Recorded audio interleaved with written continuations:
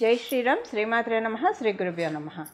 2025 సంవత్సరం సెప్టెంబర్ 21వ తారీఖు నుంచి 2025 సంవత్సరం సెప్టెంబర్ 27వ తారీఖు వరకు ఈ వారం యొక్క గోచార గ్రహస్థితుల ఫలితాలు ద్వాదశ రాశుల వాళ్ళకి ఏ విధంగా ఉండబోతున్నాయి?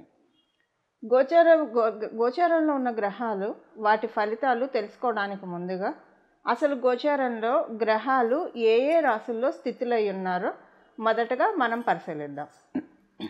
మిథున రాశిలో గురు భగవానుడి యొక్క సంచారము, సింహరాశిలో శుక్రాచార్యుల వారి సంచారము, కేతు భగవానుని సంచారము, కన్యా రాశిలో సూర్యనారాయణమూర్తి సంచారము, బుధ భగవానుడి సంచారము, తులారాశిలో మంగళ సంచారము, కుంభరాశిలో రాహుదేవుని సంచారము, చివరిదైన మీనరాశిలో వక్రించిన శనీశ్వరుని సంచారము. వారంలో 4 రాశుల్ని చుట్టి వస్తాడు చంద్ర భగవానుడు. ప్రతి గ్రహానికి మినిమం ఎంత ఫాస్ట్గా తిరిగే ప్లానెట్ అయినా ఒక నెల రోజులు లేదా 26 రోజులు అలా పడుతుంది. కానీ చంద్ర భగవానుడు వారంలో 4 రాశుల్ని చుట్టబెడతాడు. ఈ వారంలో సింహరాశి మొదలుకొని వృశ్చిక రాశి వరకు కూడా ఆయన సంచారం సాగుతుంది. ఇవి గోచారంలో ఉన్న గ్రహాల యొక్క గమనాలు. ఈ గ్రహ గమనాలను అనుసరించి ద్వాదశ రాశుల వాళ్ళకి, ద్వాదశ లగ్నాల వాళ్ళకి ఫలితాలు తెలుసుకుందాము.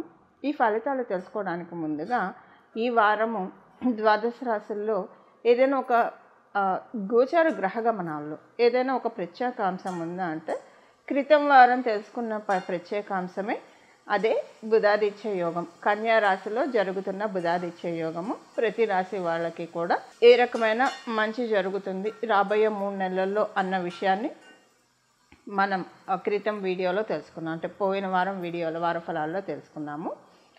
ఇప్పుడు ఈ వారము గోచార గ్రహస్థితులు అందరికీ ఎలాంటి ఫలితాన్ని కలిగిస్తున్నాయి అన్న అంశాన్ని మనం తెలుసుకుందాం. అలాగే పోయిన వారం మనకి 4 గ్రహాల నుంచి లాభంలో గురుడు ఉండడము, గురువు నుంచి తృతీయ స్థానంలో ఒక్కరోజు 4 గ్రహాలు సంచారం చేశారు. అదొక చాలా విశేషాంశం కూడా పోయిన వారం ఉంది.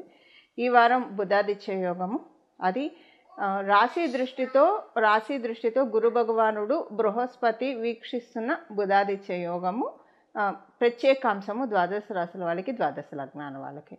ఇప్పుడు మనము ఏ ఏ రాశుల వాళ్ళకి ఈ వారం ఎలాంటి ఫలితాలు ఉండబోతున్నాయి అన్న విషయాన్ని మనం తెలుసుకుందాం. కన్యా రాశి కన్యా లగ్నంలో పుట్టిన వాళ్ళకి ఈ వారం ఉన్న గోచార గ్రహస్థితుల రీత్యా మీకు ఎలా ఉందంటే, మీరు వివాహ ప్రయత్నాలు చేస్తూ ఉంటే అనుకూలంగా ఉంది. మీరు ఎలా ఉంటుందంటే వివాహ ప్రయత్నాలు చేస్తూ ఉంటే ఒక పెక్యులర్గా ఎప్పుడో అంటే మీరు చాలా కాలం నుంచి ఒక 6 నెలల నుంచి 1 సంవత్సరం నుంచి వివాహ ప్రయత్నాలు చేస్తూ ఉంటే స్టార్టింగ్లో వచ్చిన సంబంధం ఏదైతే మీరు వద్దని అనుకున్నారో, మీరు కావచ్చు అవతల వాళ్ళు కూడా కావచ్చు, అవతల వాళ్ళు కూడా ఎందుకు కాకూడదు లేదా మీరే ఎందుకు కాకూడదు, ఎవరైనా సరే ఇప్పుడు ఆ సంబంధం మళ్ళీ తిరిగి వస్తుంది మీకు. లేదా రిఫరెన్సుల ద్వారా, ఇదన్నా ఒక గ్రౌండ్ ఉండొచ్చు, లేదా రిఫరెన్సుల ద్వారా ఇప్పుడు మీకు బాగా నచ్చుతుంది. ఒకవేళ మీరు రిజెక్ట్ చేస్తుంటే అరే అప్పుడు ఎందుకు రిజెక్ట్ చేసామని మీరు అనుకుంటారు. ఒకవేళ వాళ్ళు మిమ్మల్ని రిజెక్ట్ చేస్తుంటే ఇంత మంచి సంబంధాన్ని వద్దనుకున్నాం, పోనీ దేవుడి దయవల్ల ఇప్పుడైనా తెలుసుకున్నాం అని అనుకుంటారు. ఇది ఒక పాయింట్ ఉంటుంది. సో ఇదొకటి. ఇంకోటి ఏంటంటే మీకు ఇలానే ఉండకపోవచ్చు, ఒకవేళ రిఫరెన్సుల ద్వారా ఏదైనా ఒక మంచి సంబంధం సెట్ అవ్వచ్చు. ఏదైనా వివాహం విషయంలో తీపి కబురు ఈ వారం ఉంది. అలాగే వైవాహితులకి ప్రత్యేకించి మీ జీవిత భాగస్వామి ఏదైనా ఫైనాన్షియల్గా ప్రాబ్లం ఫేస్ చేస్తూ ఉన్నా, ఆరోగ్య సమస్యలు ఫేస్ చేస్తూ ఉన్నా, ఈ రెండిట్లో ఏది చేస్తున్నా ఈ వారం అవన్నీ సర్దుమణిగిపోతాయి. చక్కటి ఆరోగ్య సమస్యలు అయితే చక్కటి ఆరోగ్యం చేకూరుతుంది. ఆర్థికంగా ఇబ్బందులు అయితే ఆర్థికంగా సెట్ అవుతుంది. ఇది వివాహితులకు ఉన్న అంశం. ఉద్యోగస్తులకి కంఫర్ట్స్ అంటే వర్క్ స్ట్రెస్ బాగా తగ్గుతుంది. ఈ వర్క్ స్ట్రెస్ తగ్గడానికి మేబీ మీకు ఇప్పుడు మైండ్లో ప్రశాంతంగా ఉండి కొండంత వర్క్ను కూడా చకచక చేయడం వల్ల కావచ్చు, ఒక అంశం ఇలా ఉండొచ్చు. రెండవ అంశము లేకపోతే వర్క్ స్ట్రెస్ దానంతట అదే కమ్ డౌన్ అవ్వచ్చు. ఏదైనా కంఫర్ట్స్ బాగా పెరుగుతాయి. ఇది గత కొంతకాలంగా కూడా మీరు చూసే ఉండవచ్చు. ఉద్యోగస్తులకి కన్యా రాశి కన్యా లగ్నంలో పుట్టిన ఉద్యోగస్తులకి వర్క్ స్ట్రెస్ లెవెల్స్ అయితే తగ్గుతాయి. ఇదే కదా చేసేయచ్చు, ఈజీగా చేసేయచ్చు అనుకునే విధంగా అయితే గోచరంలో ఉన్న గ్రహదేవతలు దీవిస్తూ ఉన్నాయి. సో ఇది ఒక పాయింట్ మీకు. సెకండ్ విషయం ఏంటంటే మీకు ఈ వారం అంతా కూడా అనుకూలమైన పరిస్థితులు, ఒక శుభవార్త కూడా వినే అవకాశం గోచారంలో ఉన్న గ్రహస్థితులు కలిగిస్తున్నాయి.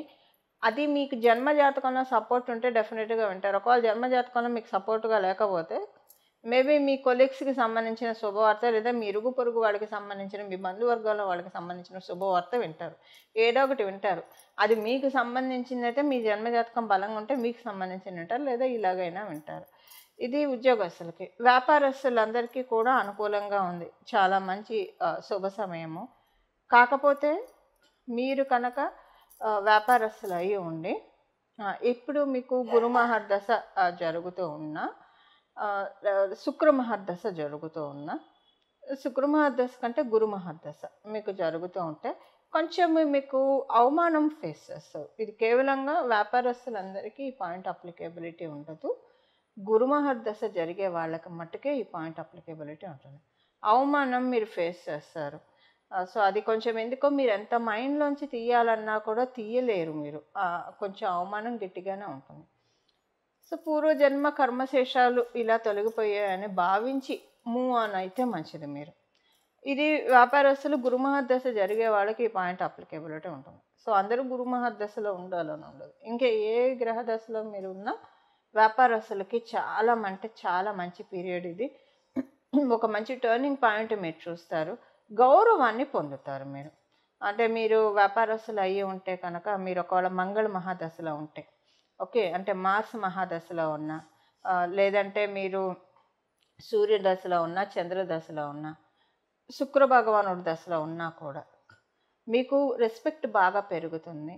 చాలా బాగా ఉంటుంది. వ్యాపారం కూడా బాగుంటుంది. ఒక టర్నింగ్ పాయింట్ను కూడా మీరు చూస్తారు. ఇది వ్యాపారస్తులకి. విద్యార్థినులకి న్యూట్రల్గా ఉంది. ఎలాంటి ఇబ్బంది లేదు. అలాగని ప్రత్యేక అంశం కూడా గోచార గ్రహస్థితులు సూచించట్లేదు. మీరు గర్భిణీ స్త్రీలు అయితే మీకు చక్కగా ఉంది. ఎలాంటి ఇబ్బంది లేదు గోచార గ్రహస్థితుల్లో. మీరు కనుక సీనియర్ సిటిజన్స్ అయితే అనుకూలంగా ఉంది. సీనియర్ సిటిజన్స్ అందరికీ ఒక చల్లగా, అంటే ఒక వెన్నెల, పౌర్ణమి వెన్నెలలో తిరుగుతుంటే మనకు ఎంత ఆనందంగా ఆహ్లాదంగా అనిపిస్తుందో, ఇండైరెక్ట్గా సీనియర్ సిటిజన్స్కి కూడా అదే క్రమంలో ఈ వారం ఉంటుంది. మనశ్శాంతి ఎక్కువగా ఉంటుంది. గృహిణీలకి చాలా చక్కటి బాగుంది. గృహిణీలకి చాలా బాగా ఉంది. అయితే గృహిణీలందరూ ఏంటంటే ఈ వారము కొన్ని మీరు మీ ఇంట్లోకి సంబంధించినవి ఏవైనా కనుక, అంటే ఇది ఒక రెమెడీగా కూడా మీరు భావించండి. మీకు నరదిష్టి ఉన్నా, నరఘోష ఇలాంటి బాధలు ఉంటే ఈ వారం మీ ఇంట్లో కొంచెం అంతా కూడా మీ వంటిల్లు మొత్తం కబోర్డ్స్ అన్నీ దులిపేయడం, అంటే ఏవైనా పనికిరాని ఐటమ్స్ ఉంటాయి. ఇప్పుడు సపోజ్ కొన్నిసార్లు కంచం సొట్టబడి ఉండొచ్చు, లేదా గ్లాసులకి క్రాక్ వచ్చి ఉండొచ్చు, అయినా వాడుతూ ఉంటారు.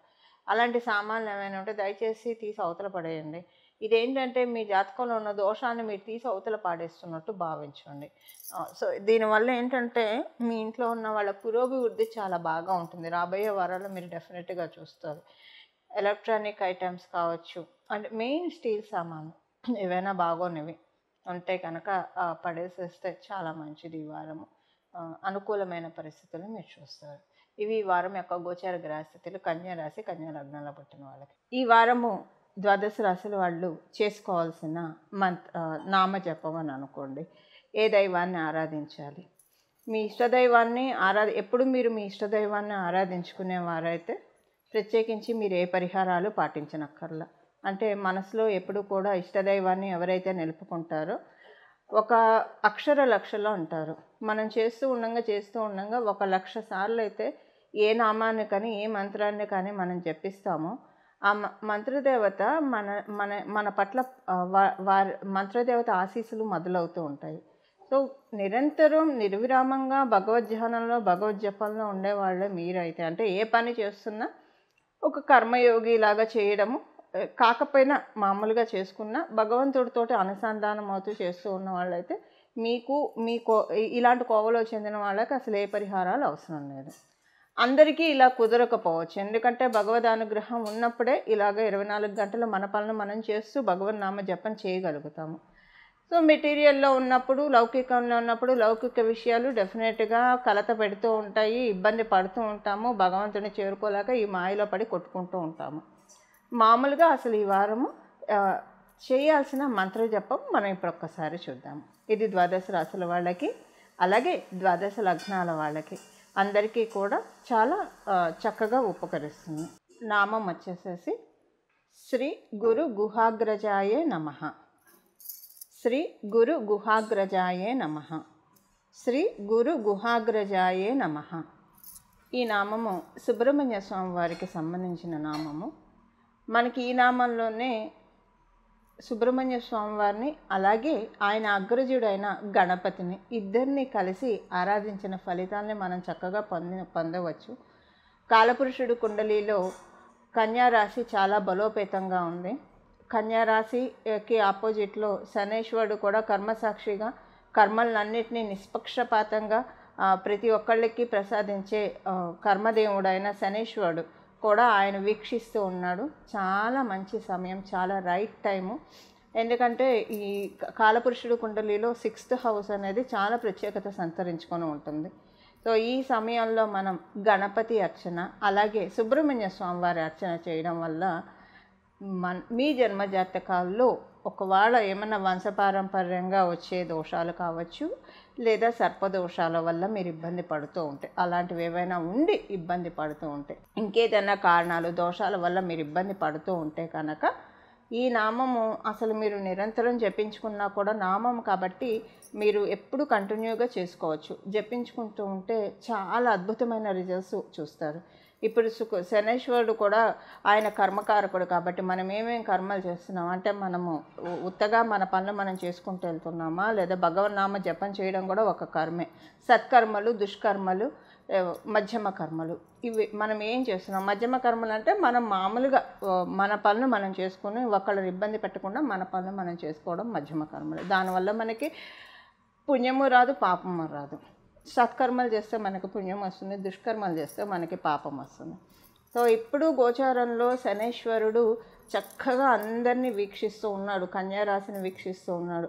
సో మన కర్మబంధులాన్ని తొలగించడానికి ఆయన సంసిద్ధంగా ఉన్నాడు. ఈ నామం అదే నేను మొదటగా చెప్పినట్లు మీరు ఏదైనా మీకు ఇష్టదైవారాధన మీరు నిరంతరం చేస్తూ ఉన్న వాళ్ళైతే మీకు ఇష్టం ఉంటే ఈ నామాన్ని జపించుకోవచ్చు, లేదా మీరు ఏ నామాన్ని అయితే మీరు జపిస్తూ ఉంటారో 24/7 అదే కంటిన్యూ చేయొచ్చు. చక్కగా నిస్సందేహంగా మంచి ఫలితాలు పొందుతారు. ఎవరికైతే ఏ నామం జపించాలో తెలియదు అని అనుకునే వాళ్ళకి, మరియు తెలియదు అని అనుకున్నా తెలుసు అని అనుకున్నా ఈ నామాన్ని జపించడం వల్ల ఇంకా మంచి ఫలితాన్ని డెఫినెట్గా చూసే తీరుతారు.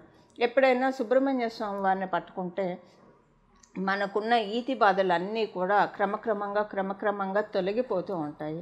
అది కూడా సుబ్రహ్మణ్య స్వామి వారిని ఆయన అగ్రజుడైన వినాయక స్వామితో కూడి ఆరాధిస్తే ఈ ఫలితాలు మనం మాటల్లో చెప్పనలవి కానీ ఫలితాలని మనం చూస్తాము.